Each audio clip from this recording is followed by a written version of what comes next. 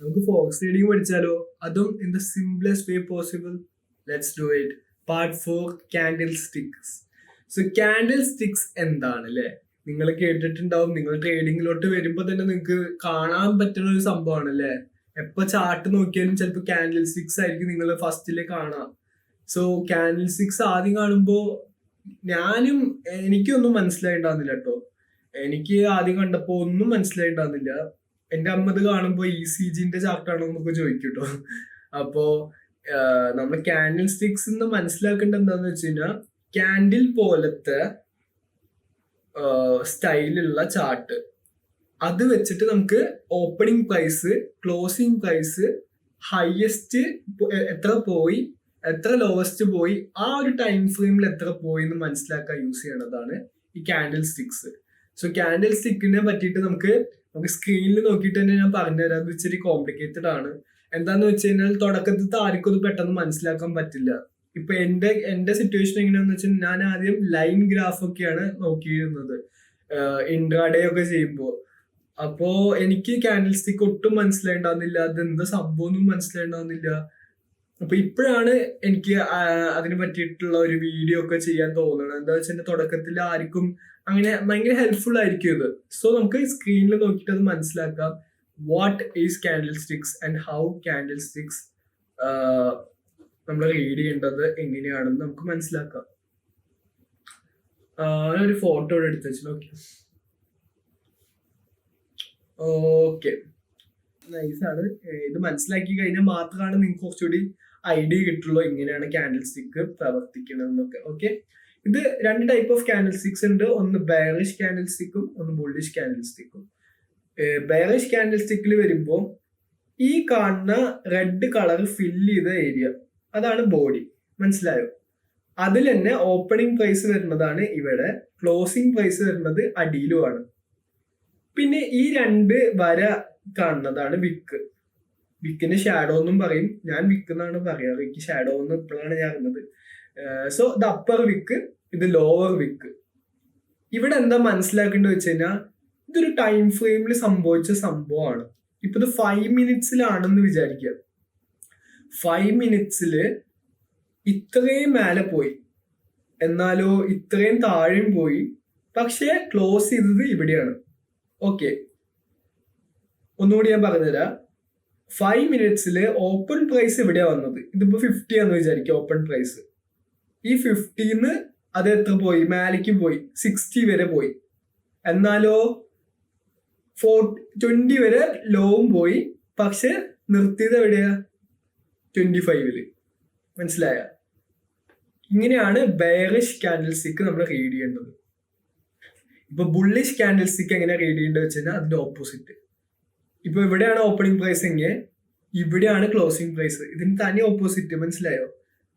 ഇത് വിക്സ്, ഇത് വിക്സില് കാര്യം വരുമ്പോൾ സെയിം ആണ്. ഹൈ ലോ വരുന്നത് സെയിം ആണ്. ഇത് ബോഡി, അതും സെയിം ആണ്. പക്ഷെ കളർ നമുക്ക് കണ്ടാൽ മനസ്സിലാവും. എന്താ? അത് ബയ്യേഴ്സ് കൂടി. ഇപ്പൊ ഇവിടെ ബുള്ളിഷ് ആയി, ഇവിടെ സെല്ലേഴ്സ് ആണ് കൂടുതൽ. ഇപ്പൊ സെല്ലിംഗ് മൊമെന്റ് ആണ് കാണിക്കുന്നത് കൂടുതൽ. സോ നമുക്ക് ചാർട്ടിൽ നോക്കിയിട്ട് ഇത് വ്യക്തമായിട്ട് മനസ്സിലാക്കാം കേട്ടോ. ഫസ്റ്റ് ഇവിടുന്ന് എടുക്കാം. സോ ഇവിടുന്ന് എന്താ മനസ്സിലാക്കേണ്ടത് വെച്ച് കഴിഞ്ഞാൽ, ഇതാണ് ഇതിന്റെ ക്ലോസിംഗ് പ്രൈസ് അല്ലേ? ഓക്കെ, ഇതാണ് ഇതിന്റെ ഓപ്പണിംഗ് പ്രൈസ് അല്ലേ? നമുക്കൊന്നുകൂടെ നോക്കി നോക്കാം. എന്നാ ഇതിന്റെ ഓപ്പണിംഗ് പ്രൈസും ക്ലോസിംഗ് പ്രൈസും ഇങ്ങനെ വരാം. ഇപ്പൊ ഇവിടെ നോക്കി നോക്ക്. ഇതാണ് ഇതിന്റെ ഓപ്പണിങ്ങും ഇതാണ് ഇതിന്റെ ക്ലോസിംഗ് പ്രൈസ് വരുന്നത് ഇതാണ്. ഓക്കെ, ഇതാണ് ഇതിന്റെ ഓപ്പണിംഗ്, ഇതിന്റെ ക്ലോസിംഗും. അപ്പൊ അടുത്തയില് എങ്ങനെയാന്ന് വരുന്നത് വെച്ച് കഴിഞ്ഞാൽ, ഇതായിരിക്കും ഇതിന്റെ ഓപ്പണിംഗ്. മനസ്സിലായ? അപ്പൊ അടുത്ത ക്യാൻഡിൽ വരുമ്പോ ഇതായിരിക്കും ഇതിന്റെ ഓപ്പണിംഗ്. അത്ര ഉള്ളൂ. ഇതാണ് ഇതിന്റെ ഓപ്പണിംഗ്, ഇതാണ് ഇത് ക്ലോസിംഗ്. ഓപ്പണിംഗ് ആവും, വീണ്ടും നമ്മൾ അടി പോണു. ഇവിടെ ഇത് ക്ലോസിംഗ് ആയി, ആ ക്ലോസിംഗ് ഇവിടെ ഓപ്പണിംഗ് ആവും. കണ്ട? ആ ക്ലോസിംഗ് ഇവിടെ ഓപ്പണിംഗ് ആയി, വീണ്ടും അടി പോണു, ഇവിടെ ക്ലോസ് ചെയ്യണു. ആ ക്ലോസിംഗ് ഇവിടെ ഓപ്പണിംഗ് ആയി, റൈറ്റ്? ഇങ്ങനെയാണ് നമ്മളെ റീഡ് ചെയ്യുക ചാർട്ട്. ഇപ്പൊ ബുള്ളിഷിൽ വരുമ്പോ എങ്ങനെയാണെന്ന് ഞാൻ പറഞ്ഞുതരാം, അതും കൂടി ഒന്ന് പറഞ്ഞുതരാം കേട്ടോ. റൈറ്റ്. ഓക്കെ, ബുള്ളിഷില് ഇവിടെയാണ് ഓപ്പണിംഗ് വരിക, ക്ലോസിംഗ് മേലെയാണ് വരിക, റൈറ്റ്? ഇപ്പൊ ബുള്ളിഷിൽ എങ്ങനെയാന്ന് വെച്ച് കഴിഞ്ഞാൽ ഇവിടെ ഓപ്പണിംഗ് വന്നു ഈ ഏരിയയിൽ അല്ലേ, ഇവിടെയാണ് ഓപ്പണിംഗ് വരിക. ബുള്ളിഷിലാകുമ്പോ ക്ലോസിംഗ് വന്നത് ഈ മേലെയാണ്, വേണമെങ്കിൽ നോക്കിക്കോളൂ. ഓപ്പണിംഗ് അടിയിലും ക്ലോസിംഗ് മേലെയാണ്.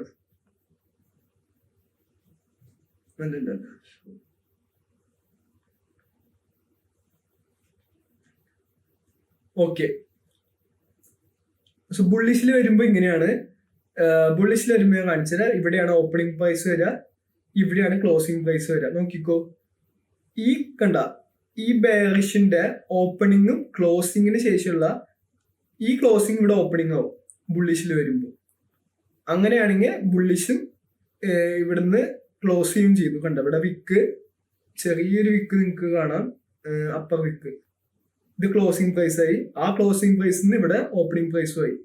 കണ്ടോ, ഇത്ര ഉള്ളൂ. കണ്ട, ഇത് ഓപ്പണിംഗ് പ്രൈസ് ആയി. ഇത്ര ഉള്ള സംഭവം. ഓവറായിട്ട് സംഭവം ഒന്നും ഇല്ല ആക്ച്വലി, ബട്ട് നിങ്ങൾ മനസ്സിലാക്കുക ഇങ്ങനെയൊക്കെയാണ് ഇത്. കുറച്ച് സമയം പിടിക്കും. അതിന്റെ ബോഡിന്റെ മേൽഭാഗം അതിന്റെ അടിഭാഗമാണ് ഓപ്പണിംഗ് ക്ലോസിംഗ്. അത് നിങ്ങളൊരു ഐഡിയ അണ്ടർസ്റ്റാൻഡ് ചെയ്യുക. ബെയറിഷ് ആകുമ്പോ ബുള്ളിഷ് ആകുമ്പോ വ്യത്യാസമുണ്ട്, അത് മനസ്സിലാക്കുക. ഇടയ്ക്കിടയ്ക്ക് ഒന്ന് റിപ്പീറ്റ് ചെയ്ത് വീഡിയോ കണ്ടു നോക്കുക, ഇത് മനസ്സിലാവും നിങ്ങൾക്ക്. പിന്നെ ഒരു എക്സാമ്പിൾ കൂടി എനിക്ക് കാണിച്ചു തരാൻ തോന്നിയത് കാൻഡിൽ സ്റ്റിക്ക് പാറ്റേൺസ് ആണ്. അത് വെച്ച് കഴിഞ്ഞാൽ കുറെ types of candle stick pattern ഉണ്ട്. അത് പക്ഷെ പഠിക്കേണ്ട ഒരു ആവശ്യമില്ല കേട്ടോ. ഇത് നിങ്ങൾ തുടങ്ങുമ്പോൾ നിങ്ങൾ ഭയങ്കര ശ്രദ്ധിക്കും, പക്ഷെ വളരെ മൈന്യൂട്ടായിട്ടൊന്ന് ജസ്റ്റ് ഒന്ന് നോക്കി വെച്ചാൽ മതി. വെച്ച് കഴിഞ്ഞാൽ ഫസ്റ്റ് ഒരു ഹാമർ പാറ്റേൺ ആണ്. നിങ്ങളുടെ ട്രേഡിംഗ് സ്ട്രാറ്റജിയിൽ ഇത് യൂസ്ഫുൾ ആക്കാൻ പറ്റുമെങ്കിൽ മാത്രം, അല്ലാണ്ട് എനിക്ക് തോന്നുന്നില്ല ഇത് ഭയങ്കര യൂസ്ഫുൾ ആണ്. എന്റെ ട്രേഡിങ്ങിൽ ഇത് അത്ര യൂസ്ഫുൾ അല്ല, പക്ഷെ മനസ്സിലാക്കാതെ മൊമെന്റം, റൈറ്റ്? ചാർട്ടിലുള്ള മൊമെന്റം മനസ്സിലാക്കിയിട്ട് വേണം ട്രേഡ് ചെയ്യാൻ.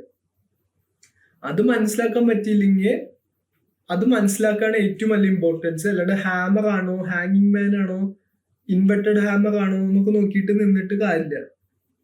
നിങ്ങൾ നോക്കി വെക്കുക. Hammer one of the best pattern ആണ്. എന്താ വെച്ചാൽ ഹാമർ ആകുമ്പോഴാണ് ഇത് റിവേഴ്സൽ സംഭവിക്കാൻ ചാൻസ്. പെട്ടെന്ന് ഒരു ബെയറിഷ് എന്ന് കണ്ടോ, അത് ബുള്ളിഷ് ആയി തുടങ്ങി. അപ്പൊ അങ്ങനെ സംഭവിക്കണമെങ്കിൽ ഹാമർ. ഇപ്പൊ ഓപ്പോസിറ്റ് ആയിട്ട് സംഭവിക്കണമെങ്കിലോ ഇൻവെർട്ടഡ് ഹാമർ. സോ അങ്ങനെ കുറെ സംഭവങ്ങളുണ്ട്. ഇപ്പൊ ഇവിടെ ഡോജി വെച്ച് കഴിഞ്ഞാൽ എന്താ, ഡോജി പറഞ്ഞു കഴിഞ്ഞാൽ അവിടെ ബയേഴ്സും സെല്ലേഴ്സും ഒരുപോലെ ഉണ്ട്. ഇപ്പൊ എന്ത് വേണമെങ്കിൽ സംഭവിക്കാം. അങ്ങനത്തെ സംഭവങ്ങളാണ് ഡോജി എന്നൊക്കെ പറഞ്ഞ സംഭവം. സോ അത്ര ഉള്ളൂ, വലിയ കോംപ്ലിക്കേറ്റഡ് ആക്കാനൊന്നുമില്ല. നിങ്ങൾ ജസ്റ്റ് ഒന്ന് മനസ്സിലാക്കുക, കാൻഡിൽ സ്റ്റിക്ക് പാറ്റേൺ മനസ്സിലാക്കുക, ഓപ്പണിംഗ് പ്രൈസ് ക്ലോസിംഗ് പ്രൈസ് എവിടെയാണെന്ന് മനസ്സിലാക്കുക, ആ ബോഡി എത്ര ഉണ്ടെന്ന് മനസ്സിലാക്കുക, അതിന്റെ റീട്രേസ്മെന്റ് എത്ര ഉണ്ടെന്ന് മനസ്സിലാക്കുക, ആ വിക്കിന്റെ ലെവല് മനസ്സിലാക്കുക. അങ്ങനെ നിങ്ങൾക്ക് ഒരു അണ്ടർസ്റ്റാൻഡിങ് വരും എത്ര ബയേഴ്സ് ഉണ്ട്, സെല്ലേഴ്സ് ഉണ്ട് മാർക്കറ്റില്. So that being said, thank you guys for watching.